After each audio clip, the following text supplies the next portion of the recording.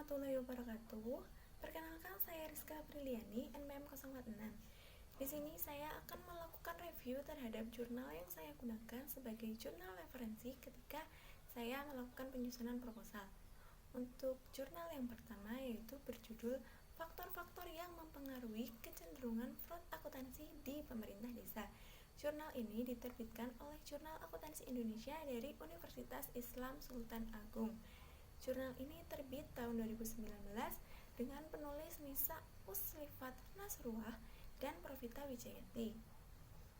Penelitian ini bertujuan untuk mengidentifikasi dan menganalisis efektivitas pengendalian internal, budaya etis organisasi, dan moralitas individu atas terjadinya kecenderungan kecurangan akuntansi di pemerintah desa atau kelurahan dari Sayung. Untuk subjek penelitiannya sendiri menggunakan pemerintah atau perangkat desa yang bekerja di kecamatan atau desa Sayung. Data yang digunakan dalam penelitian ini adalah data primer dengan cara menyebarkan kuesioner. Kuesioner diberikan kepada 40 perangkat desa Sayung. Untuk metode penelitiannya sendiri menggunakan penelitian kuantitatif. Hasil dari pembahasan penelitian ini yang pertama, penelitian ini menunjukkan bahwa kecenderungan fraud akuntansi dipengaruhi secara negatif terhadap efektivitas pengendalian internal. Untuk hasil yang kedua, penelitian ini menjelaskan bahwa kecenderungan fraud akuntansi tidak dapat dipengaruhi secara negatif oleh budaya etis organisasi. Hasil yang ketiga menjelaskan bahwa kecenderungan fraud akuntansi dapat dipengaruhi secara negatif oleh moralitas individu. Beberapa poin yang bisa diambil dari penelitian ini, yang pertama, untuk judul yang digunakan telah sesuai dan relevan dengan topik yang dibahas pada penelitian ini. Untuk sistematika penulisan juga sudah baik, mulai dari judul, abstrak, pendahuluan, tinjauan pustaka, metode penelitian, hasil penelitian, dan juga kesimpulan, bahkan daftar pustaka. Abstrak penelitian ini juga sudah sesuai karena sudah mencantumkan tujuan penelitian, populasi dan sampel, metode penelitian, juga hasil penelitian. Untuk tujuan penelitian juga sudah sesuai dan relevan serta sudah menggambarkan isi dari penelitian ini. Pendahuluan atau latar belakang juga telah disusun dengan baik. Nah, untuk populasi yang digunakan yaitu perangkat desa menunjukkan telah sesuai dengan topik yang dibahas pada penelitian ini. Selanjutnya, penggunaan kuesioner sebagai alat bantu dalam penelitian ini juga sudah baik karena kuesioner menjadikan cukup mudah untuk diterima oleh subjek penelitian sehingga pengambilan data tidak membutuhkan waktu yang lama. Untuk selanjutnya, kejelasan bahasa yang digunakan sudah jelas sehingga memudahkan pembaca dalam memahami isi jurnal. Selanjutnya, pembaca dapat mengetahui hasil dari penelitian tersebut dan sudah dilengkapi dengan lampiran hasil pengujian. Pada penelitian ini juga sudah terdapat indikator pengukuran untuk mengukur setiap variabelnya. Nah, kesimpulan juga sudah baik karena penulis sudah menjabarkan ulang mengenai keseluruhan hasil dari penelitian. Beberapa poin yang juga bisa diambil dari penelitian ini, yang pertama, penelitian tidak mencantumkan kerangka penelitian. Yang kedua, penelitian tidak mencantumkan rumusan masalah.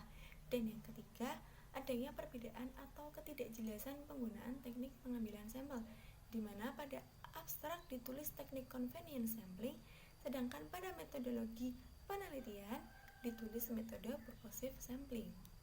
Nah, penulis bisa menambahkan kerangka penelitian dan rumusan masalah agar jurnalnya semakin lengkap, dan peneliti juga harus meneliti ulang sebelum jurnal diterbitkan agar tidak ada perbedaan atau ketidakkonsistenan dalam isi dari jurnal yang dibuat.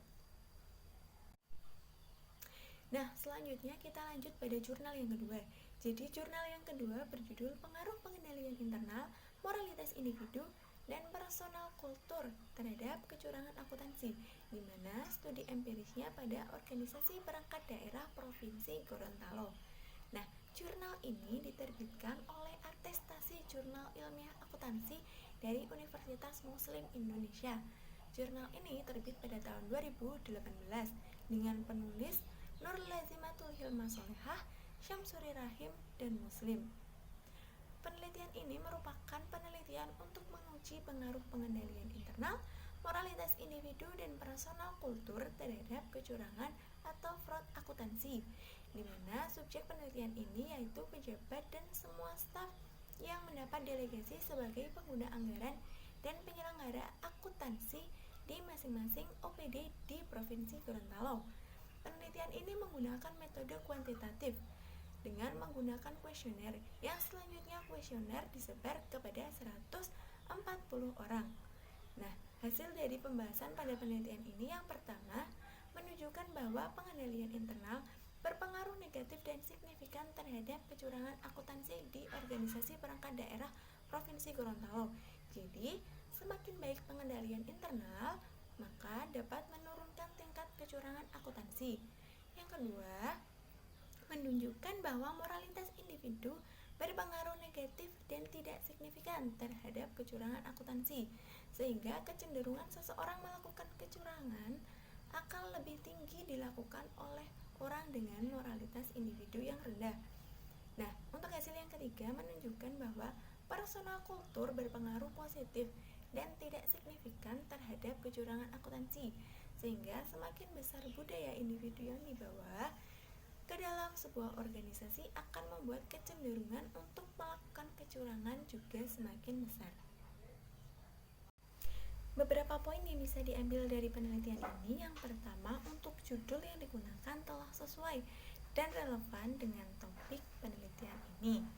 Dan untuk judul saja sudah menggambarkan isi dari penelitian. Yang kedua, sistematika penulisan jurnal juga sudah baik, mulai dari judul, abstrak, pendahuluan, tinjauan pustaka, metode penelitian, hasil penelitian, dan juga kesimpulan, bahkan hingga daftar pustaka. Penelitian ini juga sudah mencantumkan kerangka penelitian. Abstrak penelitian juga telah sesuai karena telah mencantumkan tujuan penelitian, populasi, metode penelitian, dan juga hasil penelitian. Tujuan dari penelitian juga sudah sesuai dan telah menggambarkan isi dari penelitian ini. Sampel yang digunakan merupakan pegawai pada organisasi perangkat daerah dengan metode purposive sampling dengan kriteria yang mendapat wewenang sebagai pengguna anggaran dan penyelenggara akuntansi juga telah sesuai dengan topik yang dibahas. Nah, penggunaan kuesioner sebagai alat bantu dalam penelitian juga sudah dirasa baik sebab penggunaan kuesioner menjadi cukup mudah diterima oleh subjek penelitian sehingga pengambilan data tidak membutuhkan waktu yang lama. Kejelasan bahasa pada penelitian ini juga membuat pembaca memahami isi jurnal. Pembaca juga dapat mengetahui hasil dari penelitian ini dan kesimpulan juga sudah menyatakan kembali mengenai hasil dari penelitian. Beberapa poin lagi yang bisa diambil dalam penelitian ini yaitu yang pertama, penelitian ini tidak mencantumkan indikator pengukuran untuk setiap variabel yang ada pada penelitian. Yang kedua, penelitian juga tidak mencantumkan rumusan masalah.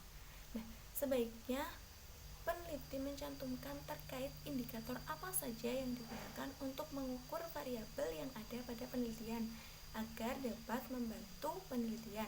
Dan yang kedua, mungkin bisa ditambahkan rumusan masalah sehingga penelitian akan semakin lengkap. Nah, kita lanjut pada jurnal yang ketiga. Jadi, jurnal yang ketiga ini berjudul Determinant of Fraud Tendency in the Management of Village Funds. Jurnal ini diterbitkan oleh Journal of Advanced Research in Law and Economics. Jurnal ini terbit pada tahun 2020 dengan penulis Ratih Widyastuti, Tri Hesti Utaminingsih, dan Ismi Wahyuningsih. Penelitian ini bertujuan untuk mengetahui pengaruh sistem pengendalian internal, rasionalisasi, dan asimetri informasi terhadap kecenderungan kecurangan dalam pengelolaan dana desa dengan budaya etis organisasi sebagai variabel moderasi. Untuk subjek penelitiannya sendiri menggunakan seluruh aparat desa di desa pada Kecamatan Kejajar, Kabupaten Wonosobo. Nah, metode penelitian adalah penelitian kuantitatif dengan desain penelitian. Teknik pengumpulan dengan menggunakan kuesioner. Nah, kuesioner tadi dibagikan kepada 61 orang dengan menggunakan sampel jenuh, di mana semua populasi dijadikan sampel. Hasil dari penelitian ini menyatakan bahwa sistem pengendalian internal berpengaruh negatif terhadap kecenderungan kecurangan, atau dalam istilah lain, semakin tinggi pengendalian internal, maka semakin rendah kecenderungan kecurangan, dan juga sebaliknya. Rasionalisasi berpengaruh positif terhadap kecenderungan kecurangan, atau dengan kata lain, semakin tinggi rasionalisasi, maka semakin tinggi kecenderungan penipuan, dan sebaliknya. Untuk hasil yang ketiga, asimetri informasi tidak mempengaruhi kecenderungan kecurangan. Yang keempat, budaya etis organisasi gagal memoderasi pengaruh sistem pengendalian internal dan rasionalisasi terhadap kecenderungan kecurangan. Budaya etis organisasi mampu memperlemah pengaruh asimetri terhadap kecenderungan kecurangan. Nah, beberapa yang bisa diambil dari penelitian ini, untuk judul yang digunakan telah sesuai dan relevan dengan topik yang dibahas pada penelitian ini. Untuk sistematika penulisan jurnal juga sudah baik, mulai dari abstrak, pendahuluan, tujuan literatur, metode penelitian, hasil penelitian, dan juga kesimpulan serta daftar pustaka. Abstrak penelitian juga telah sesuai karena telah mencantumkan tujuan penelitian, populasi dan sampel, metode penelitian, dan juga hasil penelitian. Tujuan penelitian ini juga sudah relevan dengan topik dan telah menggambarkan isi dari penelitian. Pendahuluan dan latar belakang telah disusun dengan baik. Nah, pada penelitian ini juga terdapat pengukuran indikator pada setiap variabelnya. Nah, penggunaan kuesioner sebagai alat bantu penelitian juga dirasa sudah baik, sebab penggunaan kuesioner menjadi cukup mudah diterima oleh subjek penelitian, sehingga pengambilan data tidak membutuhkan waktu yang lama. Kejelasan bahasa yang digunakan baik sehingga memudahkan pembaca dalam memahami isi jurnal. Pembaca juga dapat mengetahui hasil dari penelitian ini. Nah, beberapa poin lain yang juga bisa diambil yaitu yang pertama, penelitian ini tidak mencantumkan adanya rumusan masalah, dan penelitian ini juga tidak mencantumkan kerangka penelitian. Sebaiknya penelitian mencantumkan rumusan masalah dan juga kerangka penelitian, sehingga penelitian ini akan semakin lengkap. Sekian review jurnal dari saya. Banyak kurangnya mohon maaf. Wassalamualaikum warahmatullahi wabarakatuh.